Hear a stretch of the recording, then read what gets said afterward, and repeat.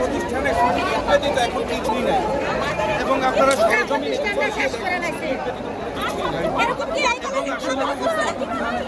এই তথ্যের জন্য এখন আমরা আসলে আতঙ্কে আছি যে কেউ মিসিং কোনো কথা বলতেছি কিনা এমন ফ্যামিলি আছে এখনো তার সন্তানের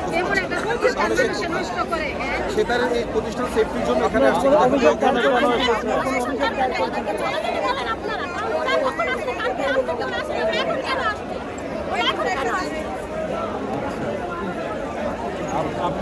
অনেকে বলছে 2-3 জন স্পট ডেড হয়েছে, আসলে কি ঘটনা কি সত্য নাকি?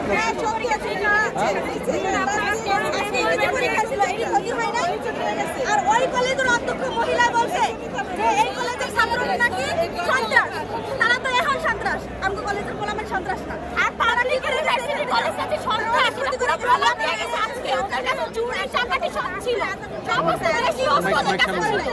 আমাদের আজই প্রশাসন নেই, ওরা আরে এরকম যেন আমাদের বাংলাদেশে না হয়। আপনারা এটা সবচেয়ে বড় কথা আর পুলিশ আর এখন আসছে প্রশাসন দেখছে না, সমস্ত নিউজ চ্যানেলে আর টিভিতে হইতে এমন কোনো নিয়মে নাই যে কালকের রাতের ভিডিওগুলো দেখছে। তো ওদের উচিত ছিল এখানে ওরা প্রোটেক্ট করা, ওরা প্রোটেক্ট করে না। এবার প্রোটেক্ট না করে তারা শিক্ষার্থী, আপনি এখানকার শিক্ষার্থী কিনা?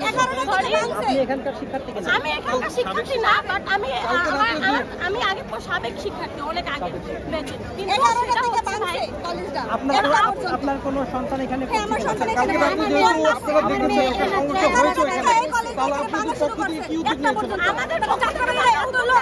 আমাদের পুলিশকে নীরব অবস্থানে ছিল। পুলিশ এত লোক এখানে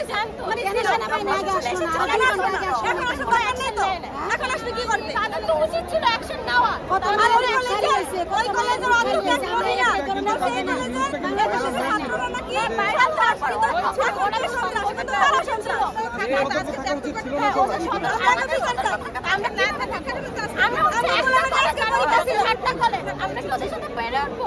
আমাদের মহিলা অনেকগুলো বাড়ি ঘর ভাঙচুর করা হচ্ছে না, ওরা এমন কোনো প্রস্তুতি নাই যে না নিয়ে আসলে চুরি থেকে শুরু করে সব নিয়ে আসছে। আর সবচেয়ে বড় কথা ওরা হেলমেট পরা ছিল। হ্যাঁ, হেলমেট পরা ছিল, তাদের একটা চেহারা দেখা যায়।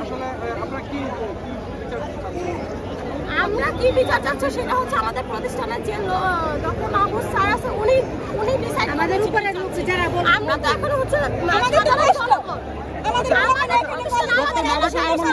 আপনাদেরকে কোনো কি দিক নির্দেশনা দেন? আপনাদের স্টুডেন্টদেরকে কোনো একটু মিসআন্ডারস্ট্যান্ডিং হচ্ছে। আমি এই কলেজের স্টুডেন্ট না, আমি হচ্ছে সাবেক স্টুডেন্ট, ঠিক আছে?